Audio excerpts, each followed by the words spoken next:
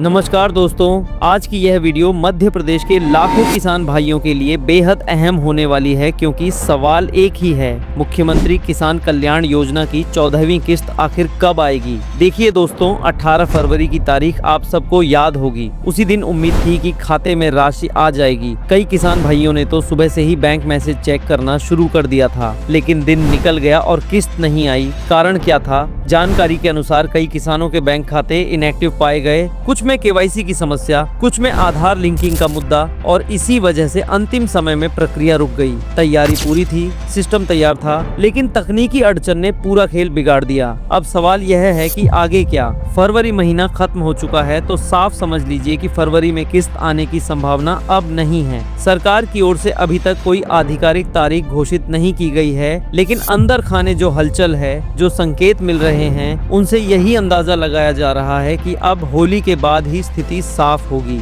और जैसा पहले भी कई बार देखा गया है, जब केंद्र सरकार पीएम किसान सम्मान निधि की किस्त जारी करती है, उसके तुरंत बाद मध्य प्रदेश सरकार भी अपनी तरफ से मुख्यमंत्री किसान कल्याण योजना की राशि ट्रांसफर करती है। इस बार भी वही पैटर्न दोहराया जा सकता है। अभी तक केंद्र की तरफ से भी किस्त की स्पष्ट तारीख सामने नहीं आई है, इसलिए संभावना यही बनती दिख रही है कि दोनों किस्तें होली के बाद ही आ सकती हैं। अब देखिए दोस्तों, इसी बीच सरकार की तरफ से किसानों को लेकर कई घोषणाएं हुई हैं, पोस्टर और बैनर सामने आ रहे हैं, उपलब्धियों की बात की जा रही है, लेकिन मुद्दा यह है कि उत्पादन, बोनस, समर्थन मूल्य, योजनाओं की निरंतरता, इन सब की घोषणाएं हो रही हैं। चना उत्पादन में प्रदेश की बड़ी उपलब्धि की बात हो रही है, दलहन उपार्जन की तैयारी हो रही है, पंजीयन की तारीखें घोषित हो रही हैं, समर्थन मूल्य पर खरीद की बात कही जा रही है। लेकिन जमीनी सच्चाई यह है कि किसान भाई का सीधा सवाल है,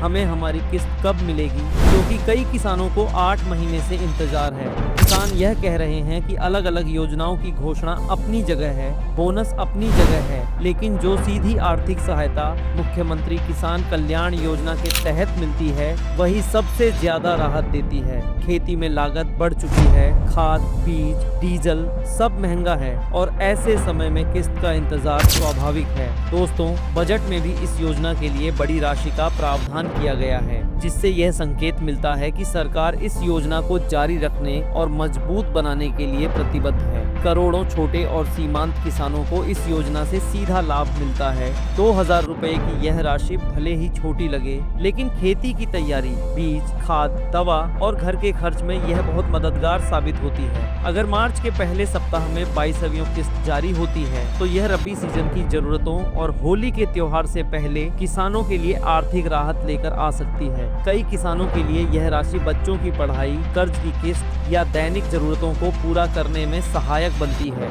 एक और महत्वपूर्ण बात, जिन किसानों ने अभी तक eKYC पूरा नहीं किया है, वे जल्द से जल्द कर लें। आप नजदीकी CSC केंद्र पर जाकर बायोमेट्रिक eKYC करवा सकते हैं, या अगर मोबाइल नंबर आधार से लिंक है तो OTP के माध्यम से भी कर सकते हैं। साथ ही बैंक खाते की स्थिति भी जांच लें कि वह सक्रिय है या नहीं। फिलहाल स्थिति यही संकेत दे रही है कि 22वीं किस्त मार्च के पहले सप्ताह के आसपास ट्रांसफर की जा सकती है, और 28 फरवरी का कार्यक्रम इस दिशा में अहम साबित हो सकता है। जैसे ही कोई आधिकारिक घोषणा होती है, सबसे पहले आपको अपडेट दिया जाएगा। तो दोस्तों, अगर आप भी 22वीं किस्त का इंतजार कर रहे हैं, तो अपने सभी दस्तावेज अभी चेक कर लें, स्टेटस जरूर देखें और आधिकारिक सूचना पर नजर बनाए रखें।